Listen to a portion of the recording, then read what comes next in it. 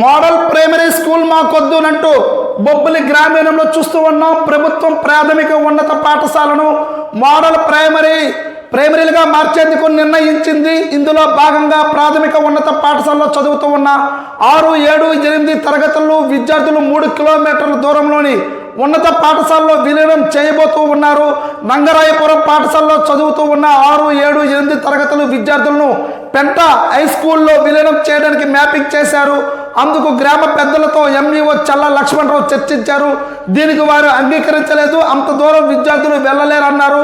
అలాగే నారాయణప్ప వలస, దిబ్బగూడు వలస గ్రామస్తులు కూడా తమ పిల్లలను వేరే చోటుకు పంపబోమని తేల్చి చెప్పారు. ప్రభుత్వానికి ఇదే విషయంపై తెలియచేస్తామని ఎంఈఓ అన్నారు. అయితే ఇక్కడ చూస్తూ ఉన్నాం, మోడల్ ప్రైమరీ స్కూల్ మాకు వద్దు, మా పిల్లలు అంత దూరం వెళ్ళాలంటే చాలా ఇబ్బందికరం, ఉన్న స్కూల్ని నడపండి, అంతేగాని ఇప్పుడు మీరు అందులో విలీనం చేస్తామంటే మా పిల్లలైతే మాత్రం అంత దూరం వెళ్ళలేరని